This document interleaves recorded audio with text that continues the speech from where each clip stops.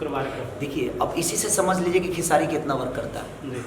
किसी के पास film release करने के लिए नहीं है, किसी हीरो की फिल्म तैयार नहीं है, रेडी नहीं है। और खेसारी कितना मेहनत करता होगा कि लगातार उसकी फिल्म रेडी है, लगातार उसके गाने रिलीज हो रहे हैं। तो समझिए कि अपने जनता के लिए कितना मेहनत करता हूँ मैं।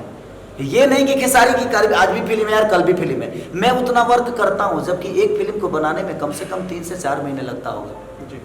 और सोचिए कि एक आदमी इतना मेहनत करता है कि उसके फिल्म हॉल खाली नहीं हो रहा है और रिलीज के लिए तैयार है।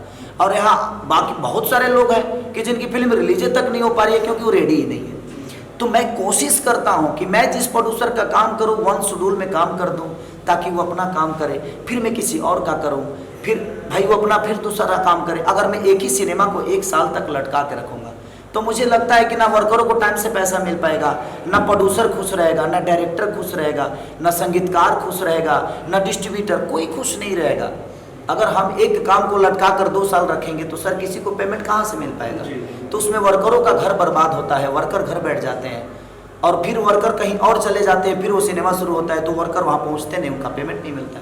इसलिए मेरी कोशिश रहती है कि मैं वन शेड्यूल में लोगों का काम करके और लोगों के दिल में हमेशा रहूँ, इसलिए ज़्यादा बिजी हूँ और ज़्यादा काम भी करता हूँ। मैं 22 घंटे तक काम करने लगता हूँ, कभी 72 घंटे काम करता हूँ। तो ये लोगों का प्यार ही है और मेरे पास ताकत है या नहीं पता नहीं, लेकिन लोगों का दिया हुआ ऊर्जा मेरे पास इतना ज़्यादा रहता है कि मैं कभी थकता नहीं। बबली गर्ल जो इसमें है, बबली गर्ल बाबूजी में नजर आने वाली है साथ में, और लव दोस्त भी कल गाना रिलीज होने वाला है। हाँ, अब बाबूजी एक बहुत खूबसूरत एक बाप बेटे की कहानी है और पिता और पुत्र के बीच में क्या संबंध होता है, जो बाबूजी जो देखेगा उसको समझ में आएगा।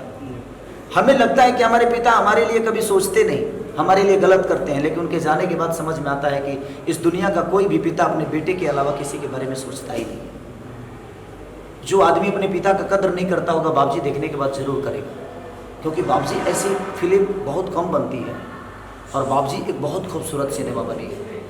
उसमें रितु सिंह जी ने बहुत अच्छा काम किया, हमारे देव पांडे जी बहुत अच्छा डायरेक्ट किए हैं, गोविंदा जी उसमें प्रोड्यूसर हैं और सारे लोग जिन लोगों ने उसमें काम किया है, हमारे प्रिंस भाई उसमें कैमरामैन थे।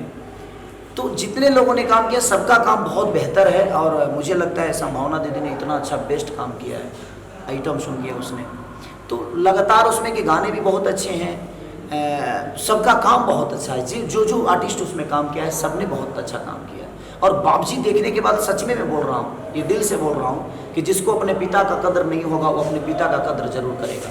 और हर पिता को भी देखना चाहिए बाबूजी कि अपने बेटे को सुधारने के लिए आप किसी हद तक जा सकते हो, और एक बेटा उस बात को नहीं समझ पाता है और गलत कदम उठा लेता है, और बाप के जाने के बाद बेटा को समझ में आता है कि नहीं मैं गलत था।